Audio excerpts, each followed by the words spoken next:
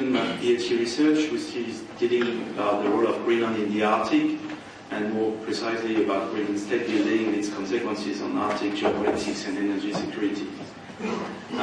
Greenland is a huge territory. Actually, some call it as a new continent in the Arctic. It's half the size of the European Union, and it's inhabited by about 57,000 inhabitants. Three key dates for this lecture. The presentation is the withdrawal of Greenland from the European Community, but still strategic overseas country territories. 2009, the self-rule was introduced in Greenland, which gives it the right to become independent from Denmark, and in 2010, Greenland, as part of the new Self-Rule Act, got the right to manage its own resources. And here you see Greenland in the Arctic. You can see it's at the border between North America and Europe, and very close to the North Pole. Briefly, the methodology I based my research on, by speaking Danish, so I have access to first-hand information, and that's necessary when dealing with Greenland, because most of the information in my field are in Danish, and or Greenlandic too. And as a former foreign correspondent for the Greenlandic media, I've seen the evolution of Greenland from a time where nearly nobody has interest for Greenland, to the current situation where it's a hot topic. And of course, I've visited Greenland many times, and Denmark as well. So what is Greenland? The issue at stake are there's a lot of issues at stake. It's kind of laboratory of challenges in the Arctic. Regarding climate change, it's a laboratory of our climate, and it could be a useful tool for climate cooperation to engage non-Arctic actors too. And actually, just to mention, the IPCC thought the sea level rise by the end of this century would be up to 59 centimeters, while Arctic research published this year show that it will be it could be up to 1.6 meters. So 1 meter difference is a huge difference in terms of adaptation, and that interests a lot rising power from Asia. Energy, so there's more than you can expect in Greens, and I couldn't put all the minerals you have in Greenland, it couldn't stand on one slide, but to highlight, so you have hydrocarbons, oil and gas, and minerals. I really emphasize the importance of rare earth elements, like I did yesterday, because it's a crucial issue for green emissions. You need these minerals for wind turbines and so on. And there's another issue, which is uranium, but it's a sensitive issue because there is currently a zero tolerance policy in Greenland, and the debate is moving on within the government, within the parliament. It's an issue to follow. And with huge geopolitical consequences, of course, if it moves on. And of course, freshwater, very strategic issue. And regarding geopolitics, so at the crossroad of American and European interest, and the conclusion one of the conclusions of my research is that there will be, of course, other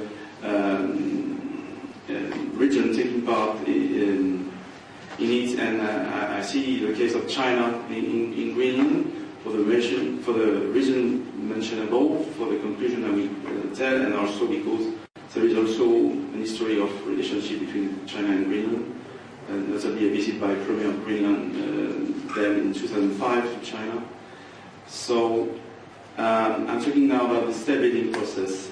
Independence is possible since 2009, but if you look at the Self-Rule Act, actually when Greenland will have taken over all the areas of responsibilities, it will already look like probably an independent state. And the very few areas that will remain under the responsibility of the Danish states may be areas that Greenland may not be able to take over, like defense. So, I mean, you will already have a very kind of state with all these areas.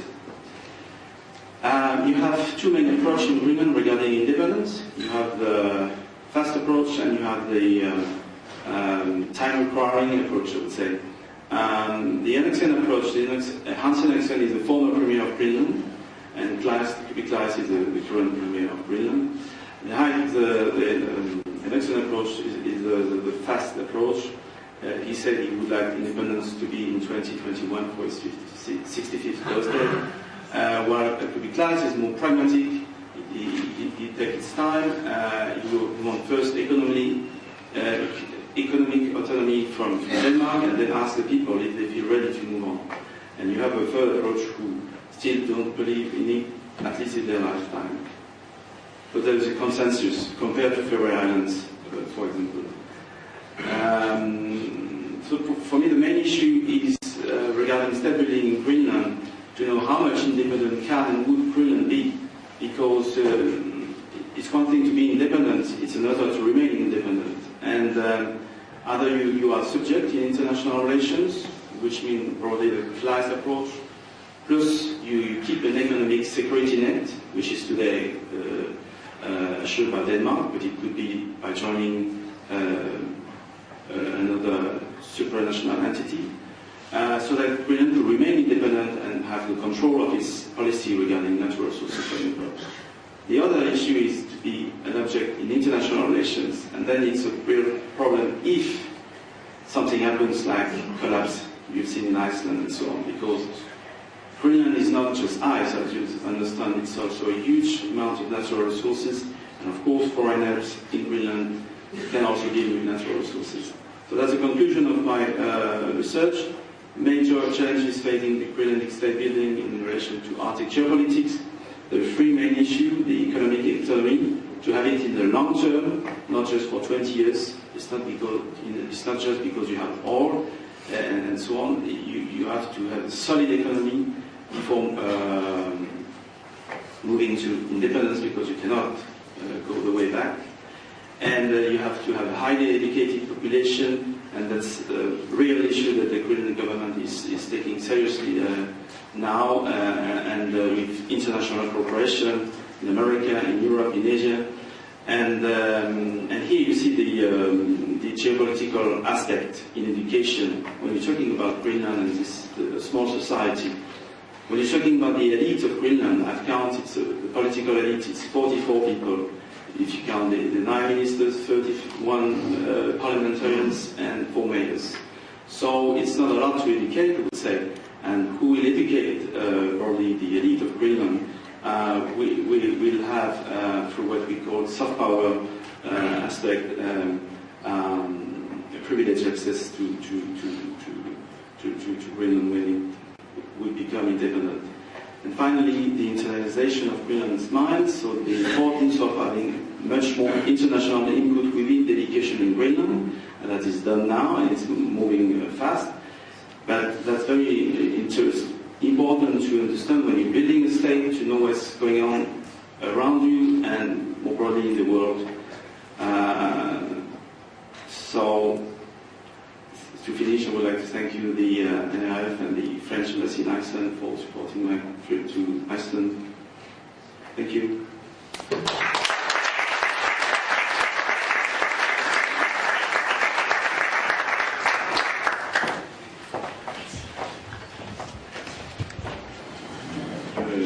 Thank you, Damien, for excellent presentation.